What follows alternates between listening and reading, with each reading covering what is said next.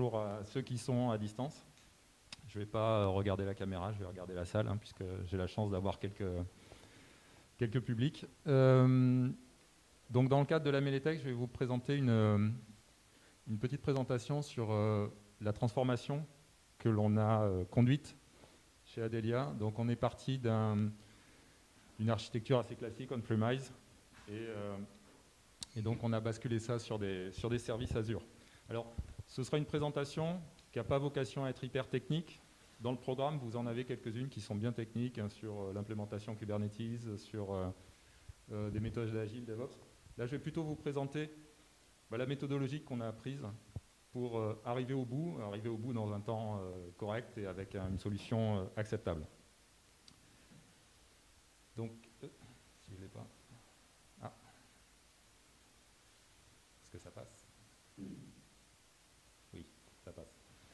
Alors, donc le premier titre de la présentation, c'est Azure Journey. Donc c'est un voyage. Alors c'est un voyage, mais c'était aussi un projet. Qui dit projet, dit roadmap. Bon, on peut voir ça aussi comme un marathon, c'est pas un sprint, cette petite chose-là. Et voici le plan de la présentation. Donc, rapidement, l'introduction sera juste la société, la motivation. Pourquoi est-ce qu'on a fait ce choix-là ? Qu'est-ce qu'on a fait ? Je vais passer un peu plus de temps sur ce qu'on a appris au cours du projet. Et après, je vous laisserai le micro si vous avez des questions. Pardon, oui. Les slides sont en anglais. On en discutait un petit peu avant. C'est un effet de la plateforme d'enregistrement qui m'a fait penser que le tout était en anglais. Mais ma présentation sera en français. Alors, rapidement, Adelia, c'est une société éditrice de logiciels. Donc c'est une solution online qui fait partie du spectre de ce qu'on appelle le Loyalty Automation. Donc c'est un sous-ensemble du CRM. On peut voir ça comme un CRM orienté fidélisation. C'est une solution qui est full SaaS, full multitenant. Il y a un seul code source pour tous nos clients. Et par contre, nos clients sont très divers parce que on a aussi bien des enseignes dans plusieurs marchés, on a des zones territoriales, on a des centres commerciaux, on a des aéroports. En fait, la société s'est bâtie sur une vision, il y a presque 15 ans, qui était que le téléphone mobile allait contenir un identifiant capable d'identifier un client ou un consommateur sur un lieu, et qu'à partir de ce moment-là, on allait pouvoir automatiser un certain nombre de process pour faire, pour certains de nos clients, de la fidélisation, donc du reward, pour d'autres, laisser un accès dans un espace culturel ou touristique, pour faire de la fidélité collective dans les centres-villes, dans un milieu un peu hétérogène. Et voilà, et notre marché, c'est les enseignes de taille moyenne, les offices de tourisme ou les cartes de territoire. Voilà. Et moi, je me présente, donc je suis Mathieu Véron. On a cofondé à 3 la société Adelia, donc aussi avec Jean-François Novak et Patricia Novak, nous sommes les 3 dans cette aventure. Alors, pour aller un peu plus loin, sur le produit, donc je vous l'ai dit, c'est un petit peu, on peut le voir un petit peu comme un CRM, en tout cas, on manipule pas mal de data clients. On acquiert des données clients, on capte des événements sur ces clients. Ces événements, ils peuvent arriver d'un peu n'importe où. Bien sûr, ils peuvent arriver intrinsèquement du système, mais ils peuvent aussi arriver des logiciels de caisse, des logiciels de contrôle d'accès, c'est-à-dire qu'on capte des achats, ça peut être des visites sur des sites web, des visites sur d'autres éléments. Donc principalement, le logiciel va capter, enregistrer et automatiser un autre, enchaîner en fait sur une fonction prédéfinie. Parce que a été créé un programme ou un programme de fidélisation ou un programme automation qui va faire que quand un événement arrive dans la vie du client, il y a quelque chose qui se déclenche instantanément ou un peu plus tard, ou quand une autre condition sera vue. Et bien sûr, qui dit CRM dit aussi marketing campaign, donc email, SMS, courrier, etc. Et qui dit beaucoup de data, dit un petit peu d'exploration, de data analysis, de statistiques, pour que nos clients puissent bien prendre connaissance un petit peu des données qu'ils ont à leur portée grâce à ces flux captés. Là, on est côté utilisateur. Côté consommateur, on restitue une partie de l'information ou alors on a des flux de captation d'informations qui sont faits avec des composants, donc B2C, hein, business to consumer, pour avoir sur son mobile son espace client, ses avantages et de quoi s'enregistrer.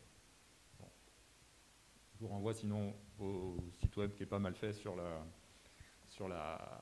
fonctionnalité. La stack technique, c'est une stack très classique et qui jusqu'à présent, enfin jusqu'à il y a encore 9 mois, était hébergée de manière assez classique. Donc la stack technique, hein, si on va de bas en haut, de la base relationnelle, principalement, bien sûr, il y a toujours dans des environnements, tous les environnements sont un peu hybrides, donc on peut avoir quelques structures de données annexes, tout ça côté back-end sur du Java, dans des serveurs Tomcat, une API par-dessus qui est soit en REST pour la plus ancienne, soit en GraphQL pour la plus récente, et les fronts qui sont faits sous React.js, Bootstrap. Par-dessus tout ça, un load balancer, et puis dans l'équipe, pas mal d'outils classiques aussi, d'intégration continue, de déploiement, de monitoring. Et j'ai rajouté Bash pour ceux qui sont un peu techniques, parce qu'ils prennent toujours des scripts un peu à droite à gauche dans une architecture. Et c'est un des points d'ailleurs qui est un point d'attention quand on fait une migration cloud. Donc cette architecture était hébergée sur des machines on-premise dans 2 data centers locaux, historiquement. Donc ça nous a, je vous rappelle, hein, la société créée en 2005, donc ça fait quand même 15 ans. C'est un moment où trouver des partenaires à taille humaine, proches, c'était quelque chose de très pratique. Donc je les remercie pour le boulot fait à cette époque-là. Donc j'ai dit une stack assez classique, une architecture on-premise, mais on a voulu quand même franchir un step. Donc la principale motivation, je vais vous la résumer comme ça, c'était d'accélérer. Alors je ne sais pas si beaucoup d'entre vous ont lu le bouquin qui s'appelle Accelerate de Nicole Force-Green, Humble et Jenkins. Le point, la thèse principale de ce bouquin, c'est de dire que plus vous déployez souvent, plus vous gagnez en stabilité. Alors c'est un peu contre-intuitif, mais en fait, il y a beaucoup de choses qui vont de pair avec des process de déploiement continu et de déploiement rapide qui font que si vous les mettez bien en œuvre, si vous n'oubliez pas des bouts, hein, si vous ne faites pas juste du déploiement pour du déploiement, si vous testez aussi vos déploiements, si vous mettez tout ce qui va autour, vous avez une stabilité globale de votre produit qui est améliorée. Donc c'est un boulot sérieux, hein, c'est pas juste qui a été fait sur 4 ans, de 2014 à 2018, sur des analyses de beaucoup de pros de cet environnement, avec donc des métriques, 4 métriques qui permettent de mesurer ces choses-là. Donc ça, c'était un peu la principale motivation, c'est-à-dire qu'on voulait pouvoir amener sur le marché plus rapidement nos nouvelles fonctions. On voulait gagner en stabilité. Et on avait quelques motivations secondaires, bien sûr aussi, c'est que quand vous êtes sur une architecture on-premise, vous avez quelque chose d'établi, vous avez des OS qui sont là, ou OVM. Si vous avez envie de rester un petit peu au goût du jour, donc c'est ce que j'ai traduit par les versions Edge, hein, que ce soit bon là j'ai mis Web Server, GDK, etc., mais ne pas accumuler une dette technique par le fait d'être coincé sur un OS ou sur une version. On avait un deuxième besoin aussi qui était de pouvoir monter des petits environnements rapides pour montrer une feature au client, pour pouvoir le mettre en interne aussi, pour pouvoir avoir plusieurs branches qui sont visibles. Et quand vous êtes sur une architecture un petit peu monolithique, on va dire, c'est quelque chose que vous pouvez faire, mais vous le faites ad hoc, vous ne le faites pas sur une architecture qui est la même que celle de votre architecture de production.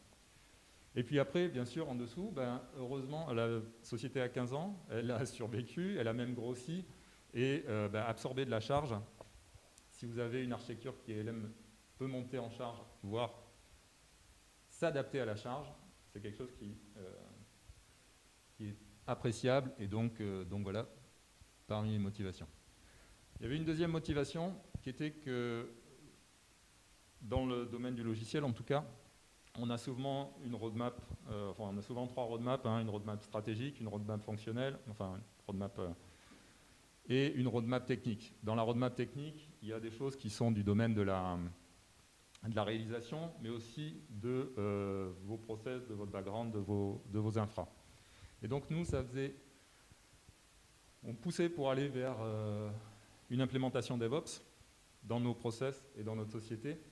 Et c'est vrai qu'il faut que l'architecture se suive, en fait. Vous ne pouvez pas faire du DevOps pour faire du DevOps, parce qu'à un moment donné, dans l'opérationnel, on a le release et le deploy, et si vous n'avez pas les outils pour pouvoir pousser rapidement toute la partie jaune, là, vous êtes un peu coincé.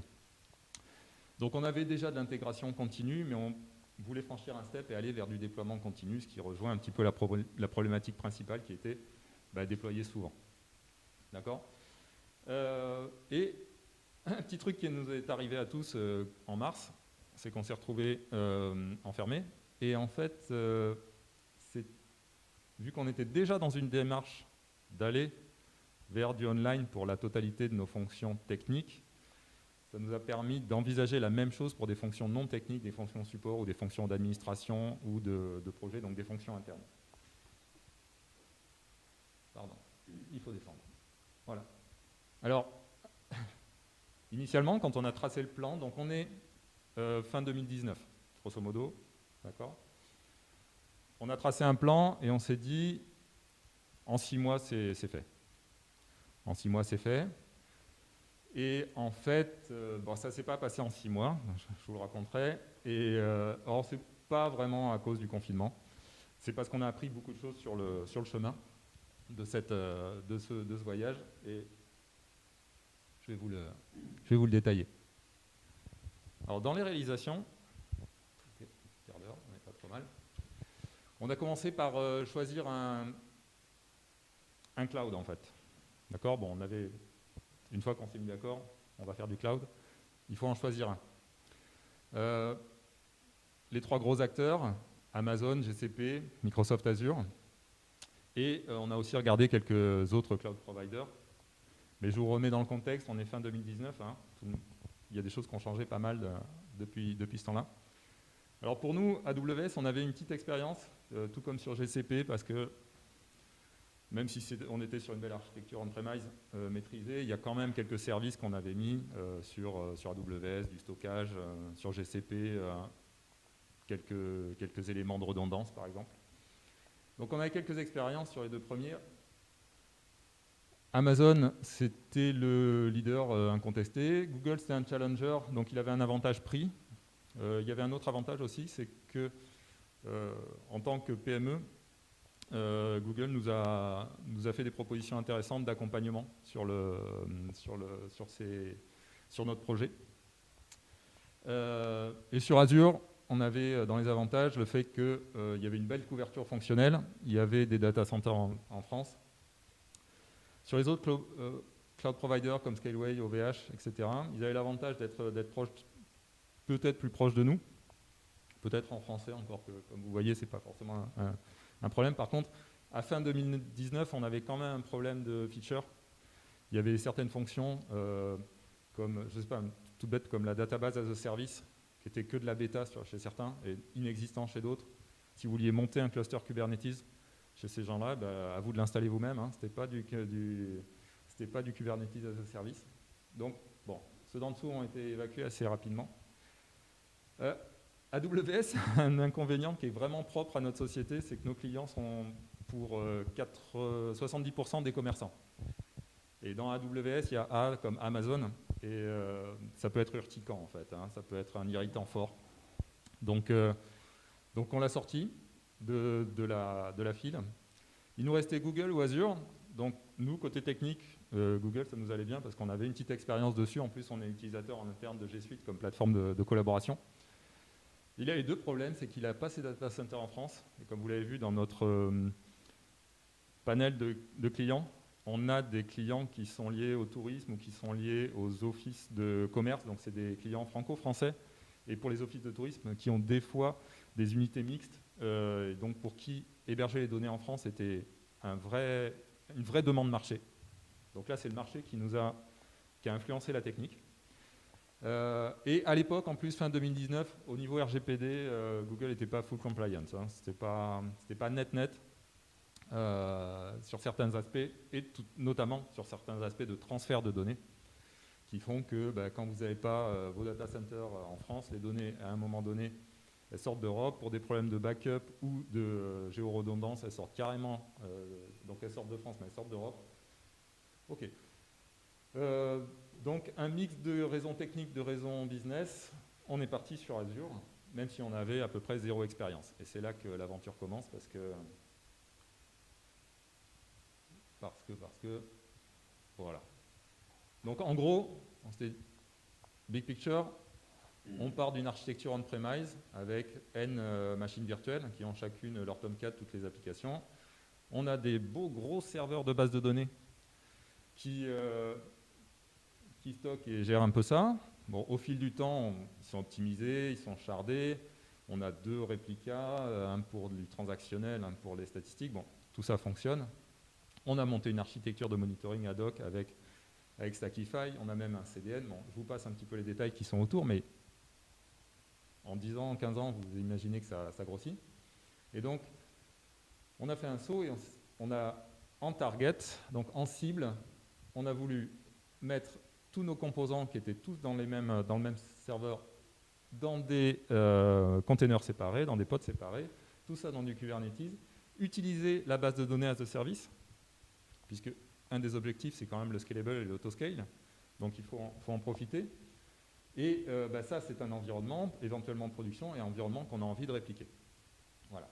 Et adapter notre monitoring et toute la couche réseau qui est au-dessus avec le load balancer. Donc ça, c'est un petit peu l'objectif technique.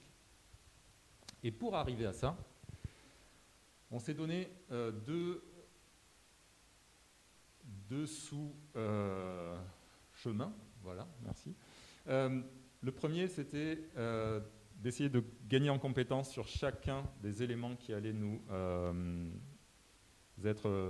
qu'on allait rencontrer au cours de cette migration. Donc ça, c'est celui de gauche, c'est le track 1.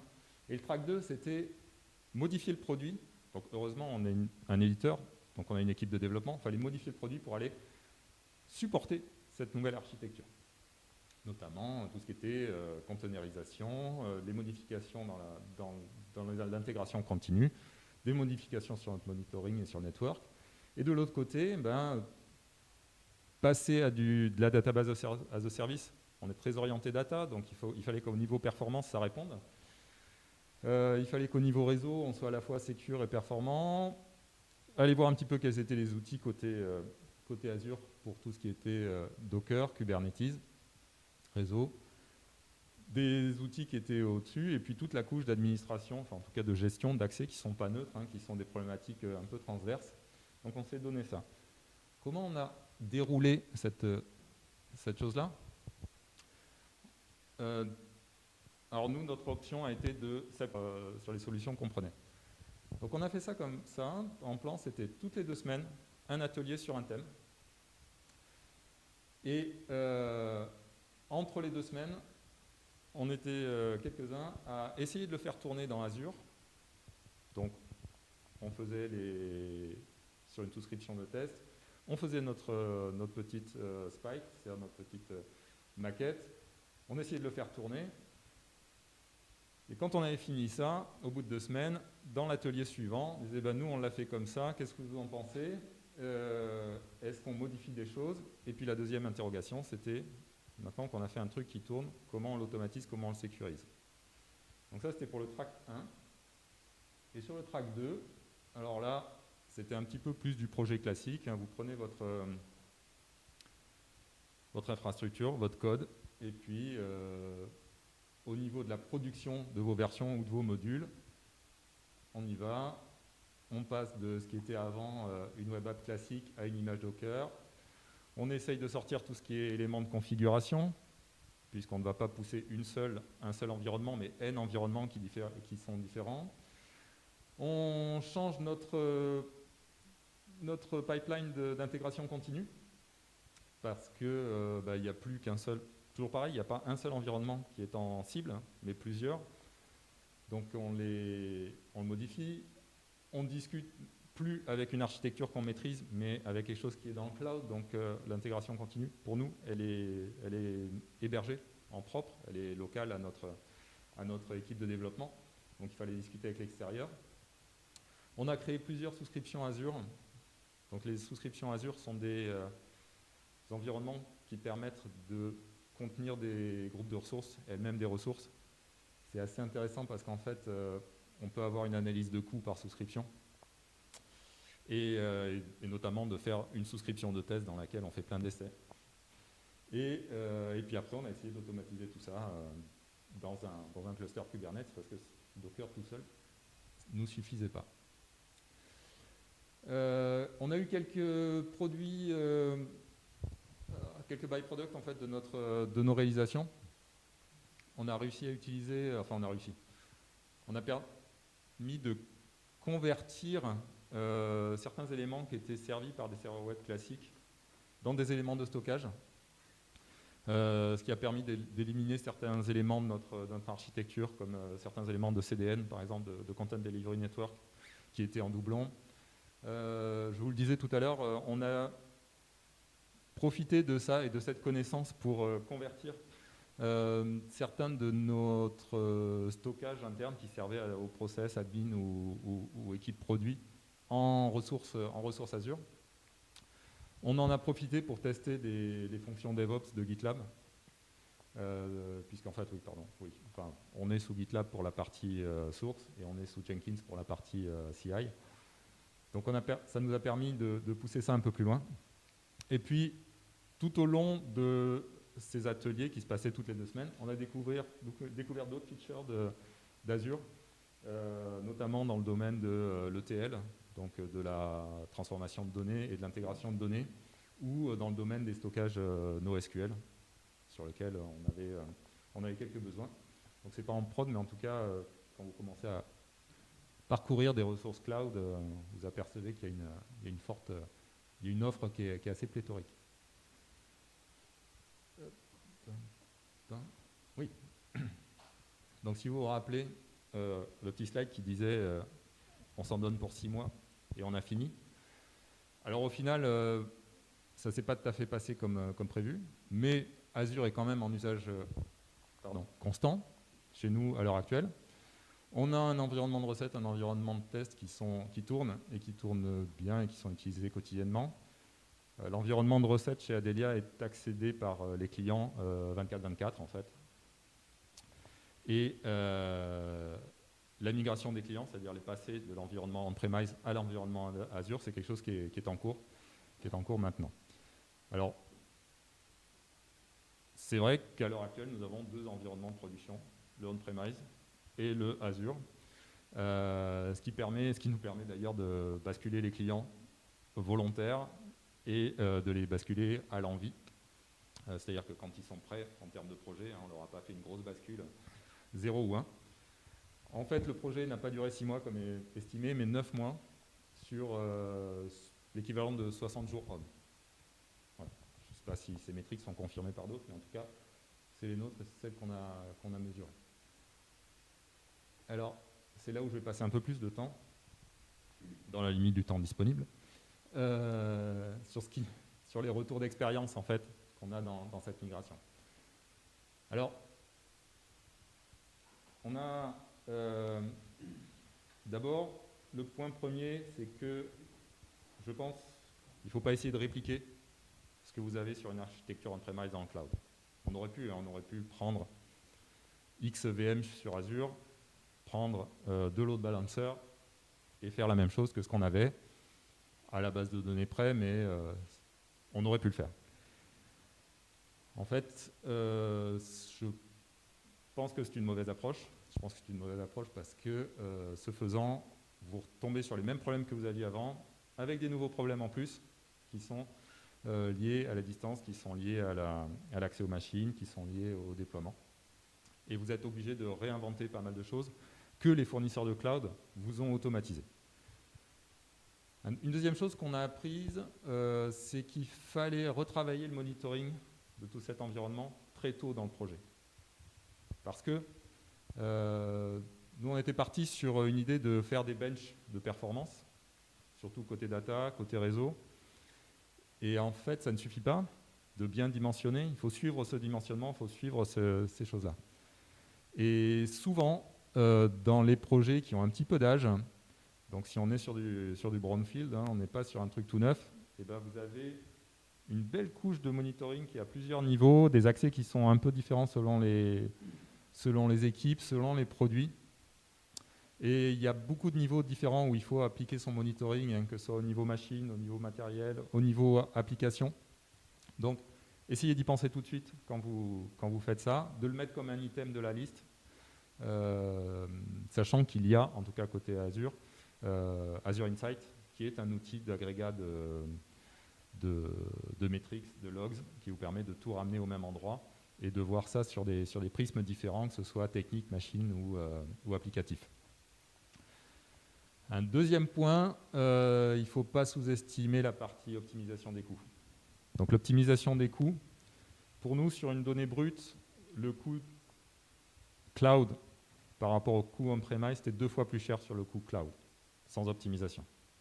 Donc si on répliquait notre environnement, si on voulait atteindre le même niveau de performance, la même charge, on était sur un coût double par rapport au coût on-premise.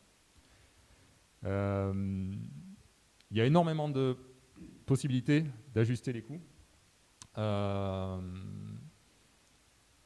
Mais il faut pouvoir les suivre aussi. Donc c'est en relation avec le monitoring qui est au-dessus, c'est qu'il faut y penser parce que certaines approches dans le design de votre architecture dans le cloud ne vont pas vous permettre de suivre des coûts, ou d'isoler des coûts en tout cas, rapidement. Donc nous, la stratégie qu'on a choisie ici, c'est de créer des souscriptions différentes pour différents usages. À titre d'exemple, on a une souscription qui s'appelle Customer. Si jamais on spawn un environnement pour un besoin client ou pour lui montrer quelque chose, on va le faire là-dedans. Ce qui fait que si mon admin me demande mais combien ça nous a coûté ou combien on peut refacturer au client, je sais l'isoler très rapidement. Je sais lui dire, pour ce client-là, pendant telle période, on a dépensé de temps. Vous le vendez ou vous ne le vendez pas, c'est comme vous voulez, mais en tout cas, je sais dire combien on a dépensé pour ça. Idem pour la partie recette et pour la partie production. On l'a isolé en souscriptions différentes. D'autres choses auxquelles il faut penser aussi, c'est que typiquement, je ne sais pas comment c'est sur GCP par exemple ou sur AWS, mais sur Azure, un cluster Kubernetes ne peut pas être complètement éteint en gardant par exemple ses IP ou en gardant tout et rallumé. Vous avez toujours un node pool, c'est-à-dire des machines en dessous qui sont dimensionnées au minimum, mais il n'est jamais complètement off. Donc ça veut dire que vous avez toujours un coût. Vous ne pouvez pas, d'accord. Soit vous le supprimez, vous en recréez un, très bien, mais pour un environnement de production, vous ne pouvez pas. Enfin, en tout cas, nous, on est 24/7, donc on ne le fait pas. Et bien ça c'est quelque chose à anticiper parce qu'on peut, dans un cluster Kubernetes, grâce au namespace notamment, héberger plusieurs environnements bien étanches. Donc vous avez une mutualisation de performance. De la même façon, dans un cluster Kubernetes, vous pouvez dire que vous avez un ensemble de ressources principales, celles-là vous les dimensionnez correctement, mais pas trop, et vous avez un ensemble de ressources techniques, toujours de ressources, donc des machines virtuelles sous-jacentes en fait, secondaires. Il faut savoir que dans un cluster AKS, donc Azure Kubernetes Service, vous pouvez détruire le second node pool, celui que vous avez provisionné en plus au cas où. Pas le premier, mais le second, oui. Donc ça, c'est des choses qu'il faut anticiper. Et il faut être prêt à faire pas mal d'essais-erreurs. Donc, quand vous planifiez une mise en prod, il faut être sûr de soi quand même un petit peu, ou avoir à côté quelque chose qui va bien. Bon, ça, c'est l'avis de toute entreprise, mais il faut toujours suivre tout ce qui n'est pas documenté. Enfin, il faut essayer de redécouvrir ce qui n'est pas documenté, parce que quand on fait un travail de migration comme ça, il y a sûrement pas mal d'outils non documentés ou de process non documentés ou des gens dont le travail dépend d'accès réseau, par exemple, qui ne sont pas forcément très bien documentés. Et quand vous les changez complètement d'un environnement à l'autre, ils ne peuvent plus. Alors j'ai une petite anecdote à ce sujet, c'est que Adelia est organisé par un pôle commercial marketing, un pôle développement, et puis on a un pôle de service aux clients, pour les gros clients, ceux qui n'utilisent pas la plateforme eux-mêmes, mais qui nous demandent des choses. Et puis on a un développeur qui est passé dans la partie paramétrage client, suivi, etc. Et au moment où on a fait une bascule d'un des clients, et il est venu nous voir parce qu'il a dit j'arrive plus à accéder aux données. T'arrives plus à accéder à quelles données? Aux données de la base de données. Fait, quand même, t'as les outils d'export, etc. En fait, c'est un ex-développeur, donc il avait gardé l'habitude d'aller faire des requêtes read-only sur le réplica, là, le troisième qui était là, pour faire ses extractions et après les monter dans les outils d'analyse. Et en fait, du jour au lendemain, il n'a plus pu servir ses clients parce qu'il n'avait tout simplement plus accès à cette donnée. Donc rapidement, on a essayé de lui redonner un accès avec un extracteur, avec tout ça descendu dans Power BI, mais ça l'a coincé un petit moment. Et des petites histoires comme ça, on en a plusieurs sur le chemin de cette migration. Donc essayez de les trouver, essayez de faire tester vos utilisateurs sur vos environnements, que vous allez monter pour le testing ou pour la recette au fur et à mesure, en leur demandant de faire comme si ils avaient un vrai travail client à faire. Ouais, bon ça reste vrai. Toujours dans ce qu'on a appris, faut être prêt à bouquiner. Hein. C'est un peu. Tout à l'heure, il y a un des slides, j'avais mis Back to School. Alors c'est vraiment vrai. La documentation Azure, elle est très bien faite. Il y a beaucoup d'exemples. On peut soit utiliser PowerShell, on peut utiliser Azure Key, on peut utiliser pas mal de choses. Maintenant, elle est touffue et il faut savoir comment laquelle choisir des fois. J'ai un autre conseil aussi, c'est qu'il faut être prêt à dédier du temps juste à suivre ce qui se passe chez le cloud provider. Et ça, c'est vrai des trois. Hein. C'est-à-dire que vous avez régulièrement, en plus, on est sur des environnements qui eux-mêmes bougent beaucoup. Docker, Kubernetes, c'est des choses qui évoluent rapidement. Donc quand vous avez en plus par-dessus une surcouche qui est le cloud provider, qui vous modifie des accès ou qui fait des breaking change dans ses API ou dans ces choses-là, il faut être prêt à les suivre. Donc vous avez des newsletters, vous avez pas mal de choses comme ça. Nous, on a une deuxième approche, c'est que vu qu'on a automatisé, je l'ai dit, hein, dans nos tests et nos montées d'environnement, on rejoue ces scripts régulièrement, même s'il n'y a aucun besoin, aucune demande, mais on les rejoue, juste pour voir s'ils passent toujours, en fait. Et alors, soit vous avez de la ressource interne, soit vous en avez un peu moins. En tout cas, nous, l'approche de se faire aider comme ça par une firme, donc qui était Azeo, hein, je crois que je l'ai dit, en les prenant en assistance technique, pas en réalisation. C'est quelque chose qui nous a permis de valider nos approches ou d'être alerté si jamais il y avait un souci. Je crois que je suis presque à la fin. On a eu pas mal de temps à passer sur le fait que on est passé d'un modèle en infogérance, c'est-à-dire qu'on était on-premise mais infogéré, à un modèle où on était un peu plus en prise directe avec la problématique d'hébergement. Côté serveur data center, je pense qu'on a gagné en qualité et en capacité, et tout ce qui est gestion des pannes, ça, ils font ça bien mieux que d'autres, hein, les gros acteurs du cloud en tout cas. Par contre, pour tout le reste, quand vous avez fini ça, tout le reste, tout ce qui est applicatif, tout ce qui est du domaine de votre produit, c'est pour vous. D'accord ? Donc notamment tous les problèmes d'accès réseau, tous les problèmes de sécurité. Et nous, notre recette à ce moment-là, ça a été de dire, d'abord on fait tourner l'applicatif, on fait tourner l'environnement, on a de quoi le déployer, on passe les tests dessus, et puis on reprend notre copie, on fait la même chose en prenant toutes les options de contrôle et de fermeture de sécurité, et on rejoue le même script. Et on essaye d'adapter le script, je dis script, mais ça peut être du tooling ou autre chose, hein, en cible Terraform, ce que vous voulez, pour essayer de le refaire marcher en fait.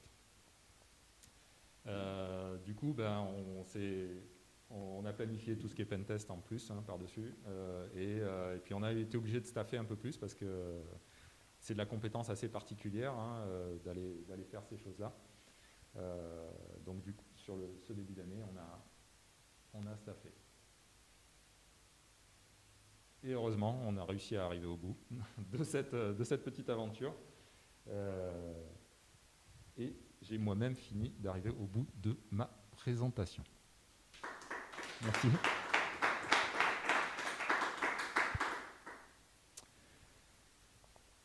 On a 5 minutes, je crois, pas plus. Donc, s'il y a des questions dans la salle, vous les posez, je les répète, j'essaye d'y répondre. Et s'il y a des questions dans le chat, il n'y en a pas. Voilà, ouais, non, mais il était un peu tôt, c'était l'heure du café, c'était pas intéressant non plus. Bon, bref.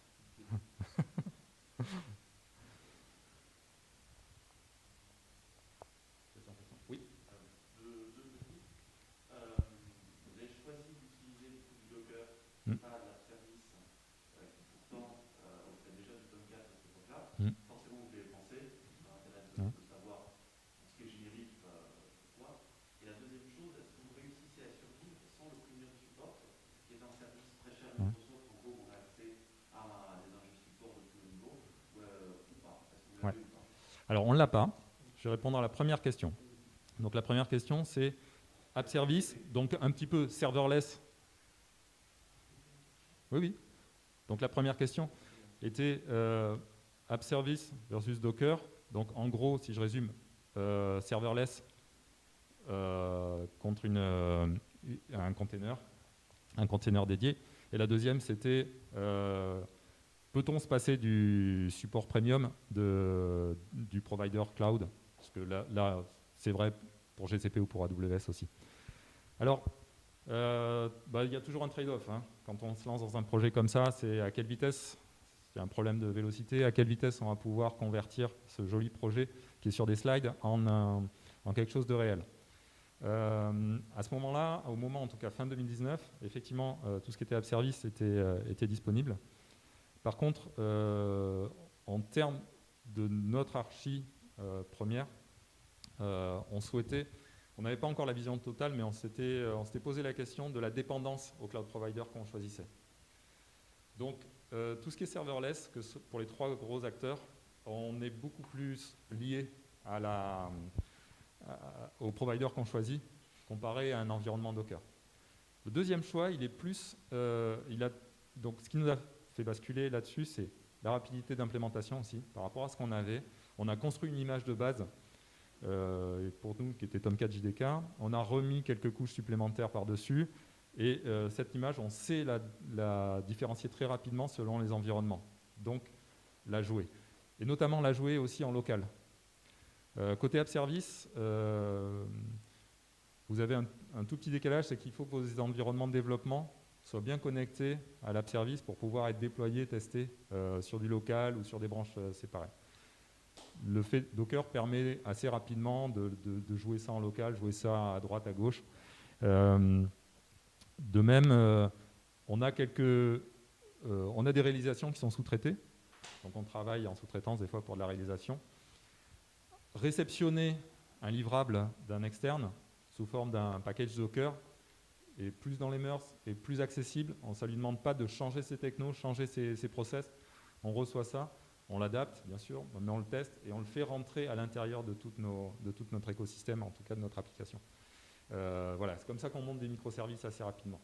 J'en ai pas parlé, mais bien sûr dans les byproducts, on a choisi Kubernetes et Docker pour pouvoir scinder aussi certains éléments qu'on avait en microservices assez rapidement. Et garder tout ça dans un container, enfin dans une infrastructure homogène. Et on est une petite équipe, hein, je l'ai dit, c'est passé rapidement. Il y a 7 devs, il y en a 2 qui sont côté DevOps, enfin 7 plus 2 côté DevOps. Multiplier les technos, c'est multiplier les risques aussi. Voilà.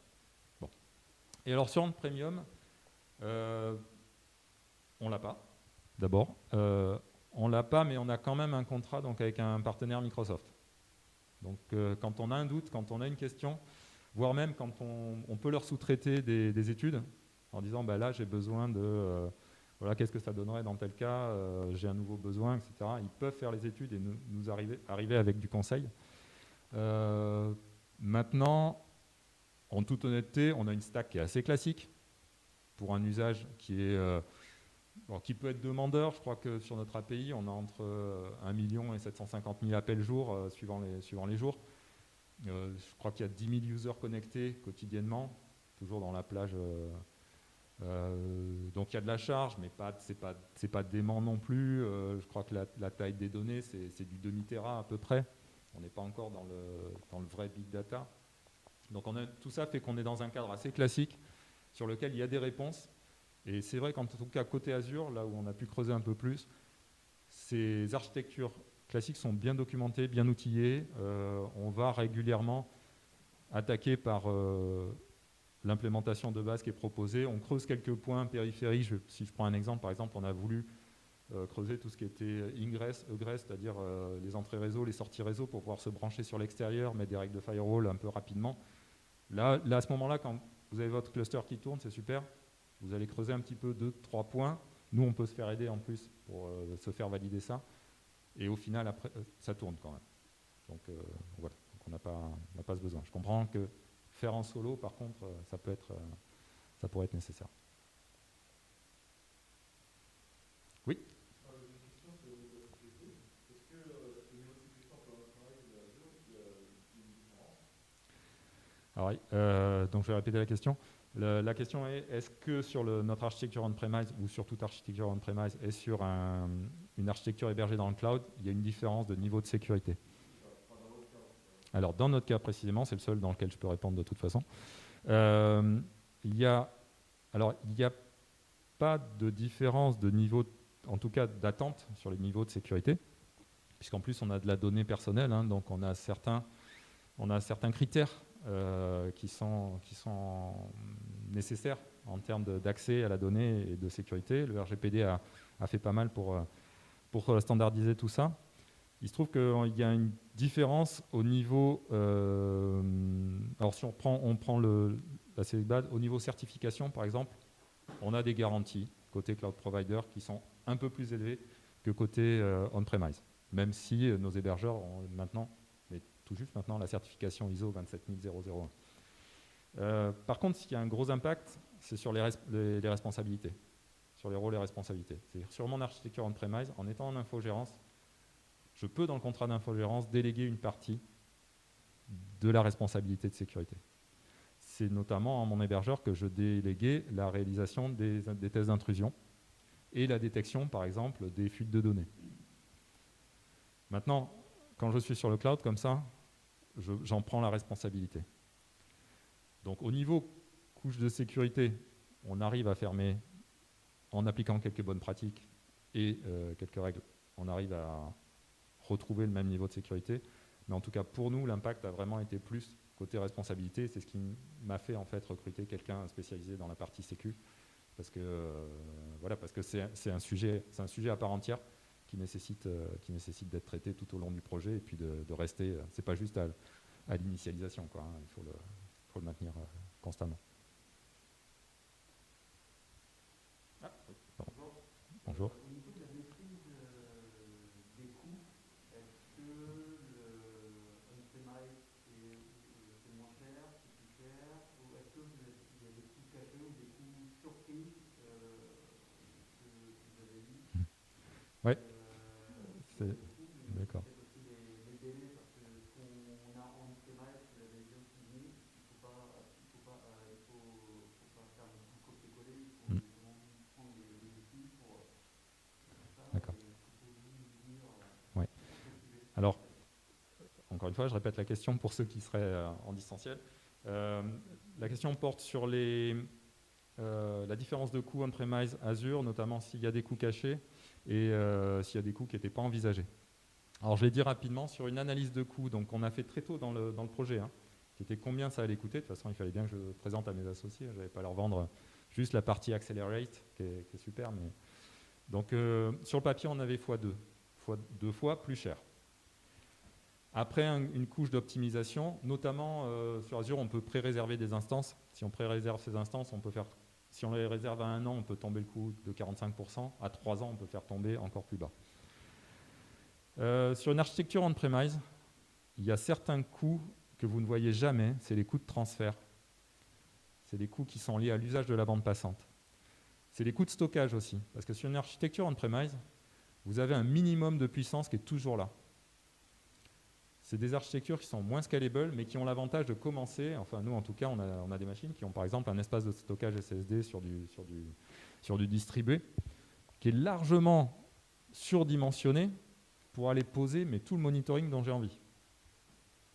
Quand je le translate dans un univers Azure, donc je suis passé sur Azure On-Premise, Azure Insight, donc qui archive mes logs applicatifs et mes indicateurs de performance. Là, je suis tarifé au volume de data et de transactions que je pose. Quand je fais du transfert de données au sein de l'architecture Azure, tout se passe bien.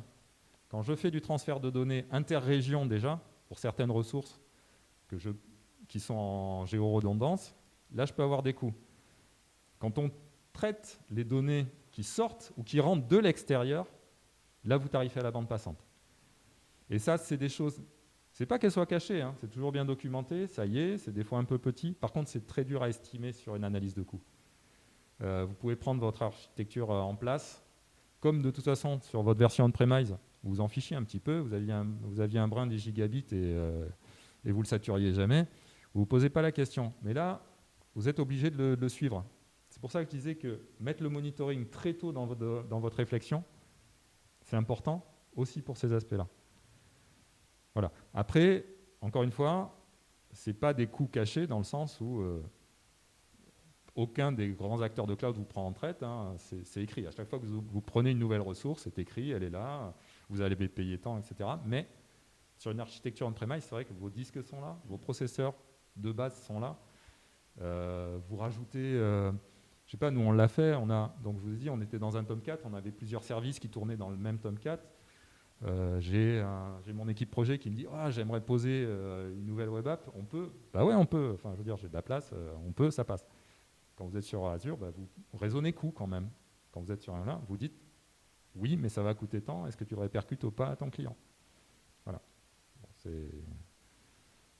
après, il faut le suivre en fait. Il faut plus le monitorer, il faut avoir un budget, il faut le monitorer, il faut trouver les stratégies d'optimisation qui vont bien, il y en a d'autres. Hein. Les données, l'autoscale, c'est bien, on pense toujours à répondre à la charge, mais il faut penser qu'on peut faire du downscaling aussi. Il y a plein d'endroits où on peut... nous, on est sur une tranche d'opérationnel qui va de 5h du matin à 23h globalement. On a un client qui est dans le tourisme sur Coney Island, vous savez, là où il y a la Statue de la Liberté, donc le parc d'attractions. C'est celui qui est le plus décalé, en fait, pratiquement. Et après, de l'autre côté, on va sur quelques pays de l'Est, etc. Mais donc, on a un petit temps de latence, vers 3h, 5h du matin, c'est là où se feront le plus d'updates d'ailleurs. Là, on peut faire du downscaling très, très fort. On peut dire, on n'a plus besoin que de puissance machine très faible, etc. Et puis, bon, faut être plus adaptatif que sur du on-premise pour ajuster ses coûts, pour les optimiser, mais on peut le faire. Concernant l'évolution du changement de version, est-ce que Azure communique à l'avance ou met à disposition des environnements pour pouvoir tester les nouvelles fonctionnalités, ou est-ce que c'est le lundi matin, on dédie, on a passé autre chose que de justement mettre en place des dispositifs d'urgence pour tout tester? Alors, la question est comment se passe le changement de version sur les providers cloud et quels sont les impacts. Je vais vous prendre 2 exemples. Sur Kubernetes, il y a toujours au moins 3 versions qui sont disponibles. Celle en cours recommandée, celle d'avant et la suivante. C'est vous qui choisissez le moment où vous basculez sur une version supérieure de Kubernetes. À un moment donné, il faut quand même le prévoir. Et on vous prévient quand est-ce que la version antérieure va être complètement abandonnée au profit de la 3e. Donc vous pouvez anticiper ça. Et après, c'est pour ça que je disais, il faut être prêt à lire, mais il faut être prêt aussi à que ça a changé beaucoup. Vous restez sur les newsletters, sur les infos. Nous, on utilise beaucoup des scripts pour lancer des environnements. Donc, on n'est pas sur du Terraform ou Ansible pour beaucoup de choses. Hein. Donc, on n'est pas dans de la description d'architecture. On a un peu gardé nos réflexes de script pour faire ça. Et typiquement... Quand je disais qu'il fallait les rejouer rapidement, vous allez avoir une alerte, un warning qui monte pendant que vous jouez vos trucs en disant attention, bientôt, il y aura un breaking change qui va faire que cette chose-là est là. Voilà, donc ça nécessite de l'attention, ça nécessite de la prévoyance, mais ça se fait plutôt bien. Et un des buts, une de nos motivations était de rester edge quand même. C'est-à-dire de ne pas faire ce qu'on avait sur l'architecture on-premise où quand vous avez un truc qui tourne bien, on a bien envie de rester dessus parce que pourquoi casser quelque chose qui tourne? Pourquoi aller migrer pour migrer? Voilà. Là, vous avez un petit incentive à migrer, c'est qu'à un moment donné, le provider va de toute façon abandonner une version trop ancienne. Et si vous êtes dans cette approche-là, de toute façon, de suivre un petit peu l'évolution, d'y être, de la planifier, ça se passe plutôt bien. Mais effectivement, faut pas l'oublier, quoi. Faut le suivre, faut être attentif, faut avoir les alertes. Mais on a du temps quand même. Et ça peut être 1 an, le temps d'abandon d'une version, d'une bascule. On n'est pas pressé, quoi. On s'arrête là.